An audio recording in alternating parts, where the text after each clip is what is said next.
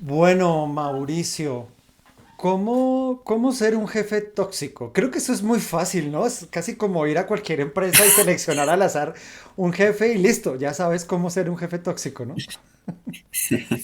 Sí, sí, señor. De hecho, sí, yo creo que es muy sencillo. Cualquier empresa a la que vayas, de Tim Marín, tome, este fue y en efecto debe tener por lo menos unos dos o tres indicios de jefe tóxico.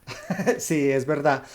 Ah, yo creo que un jefe tóxico es aquel que de alguna manera no comprende un poco cuál es la realidad de su empleado y que se le olvidó que fue empleado alguna vez, ¿no? O que estuvo en esa posición de tener a alguien arriba. Pero es curioso porque tú puedes ser jefe, ser empleado, tener otro jefe, y aún así se te olvida lo que significa ser empleado, ¿no? Es cierto, sí. De hecho, en esos casos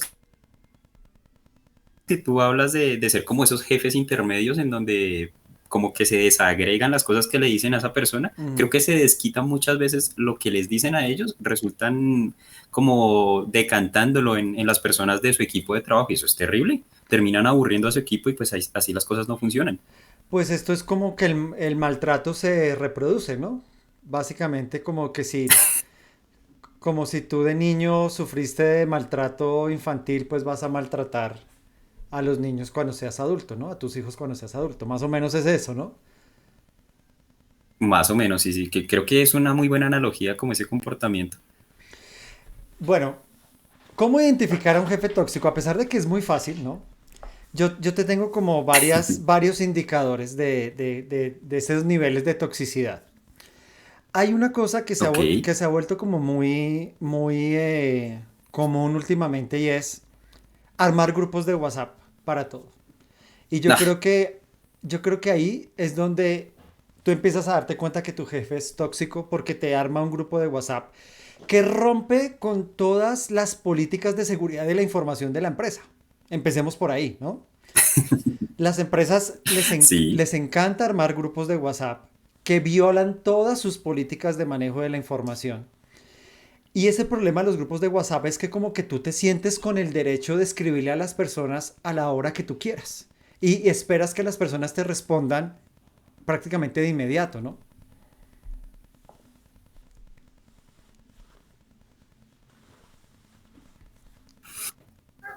Tema de la virtualidad fue cuando más se vio ese asunto. Como que ya el tema horario no lo respetaban sábados y domingos. Ah, bueno, y otra cosa importante.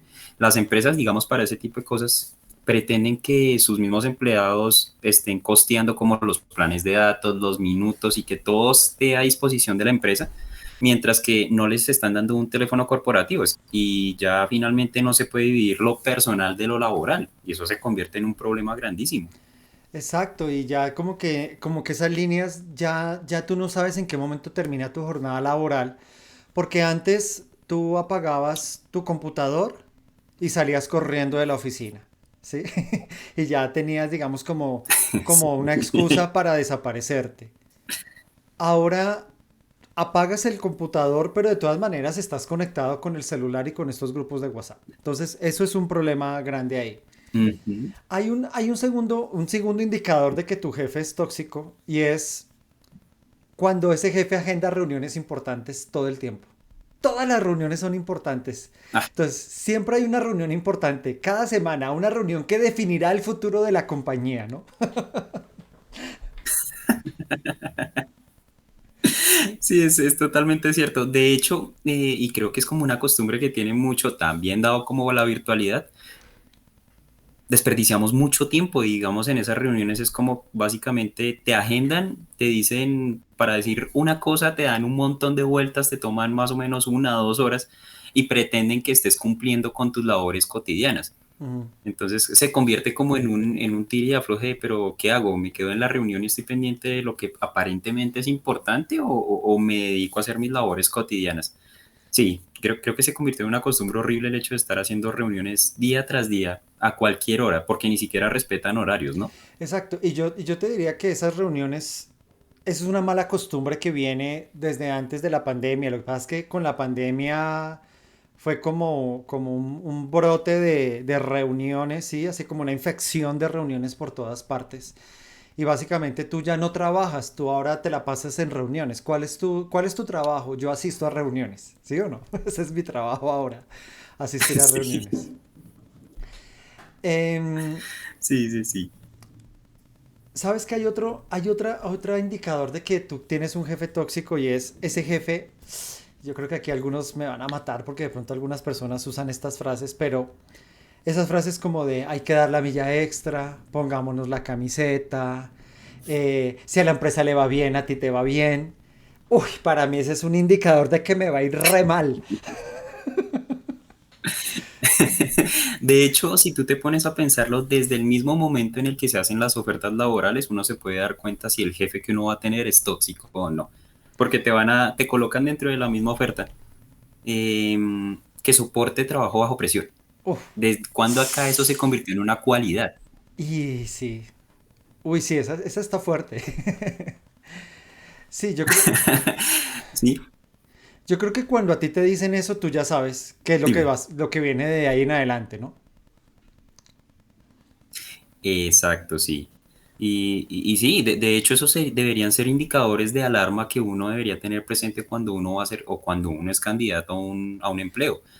Porque finalmente, si tú coges y aceptas todas esas condiciones, el grado de toxicidad de tu jefe tú lo aceptaste desde el principio, desde que firmaste tu contrato, desde que entraste y te postulaste por la necesidad. Entonces resulta que dejas que como que todo ese tipo de cosas se vayan evolucionando y se convierten finalmente en un problema muy grande que daña mucho la calidad de vida del trabajador. Yo tengo una pregunta, como este microdebate es cómo ser un jefe tóxico y triunfar en el intento. Em, pues finalmente es muy fácil, ¿no? O sea, vas a triunfar siendo un jefe tóxico porque a las empresas poco les interesa este tema de cómo funcionan las relaciones interpersonales, ¿no? Al interior de los equipos de trabajo. Lo importante es que el objetivo se logre, que el producto se cumpla, que las ventas se alcancen y internamente iremos haciéndolo con un tallercito y con algunas dinámicas. Y un día contratamos una consultoría y esperamos que en una sesión de 4 horas se solucionen los problemas que se vienen cocinando de hace 10 años. Tengo una pregunta como para terminar, Mauricio, y es, ¿por qué crees que cuando uno se vuelve jefe se le olvida lo que sufrió cuando era empleado? Creo que pasa que culturalmente nosotros queremos desquitarnos de los demás, que sufran lo que nosotros sufrimos. Creo que es más un tema de eso, nos falta mucho empatía, de Ok. que nosotros sepamos que estuvimos en su posición, queremos ser alguien diferente, pero no, finalmente resultamos es convirtiéndonos en eso que tanto odiábamos o de lo que tanto decíamos que no. Sí. Y pues como que la misma cultura organizacional, la misma cultura de la sociedad nos va llevando a convertirnos en eso, como en esos jefes tóxicos. De hecho, ahí como también para redondear, una adicional que yo te agregaría para saber qué es un jefe tóxico y que creo que es muy maravilloso para saber, bueno, para que triunfen, es robarte las ideas de tus equipos, que muchas veces es tu equipo hace las cosas y tú así se las presentas a tus jefes Sí. o a los jefes superiores como si fuesen ideas tuyas. Creo que eso es lo más típico que uno ve dentro de las compañías. Sí, eso es verdad. Ese también es un muy buen indicador.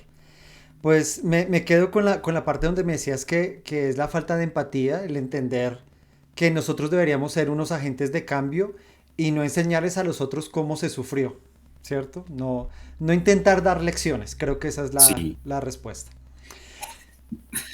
Bu- sí, cambiar eso de que la letra con sangre entra. Sí, señor, eso aplica también para los liderazgos. Pues bueno, Mauricio, muchas gracias, muy interesante la charla y Sí. bueno, nos conectamos en otro debate. Chao. A ti, Frank. Chao.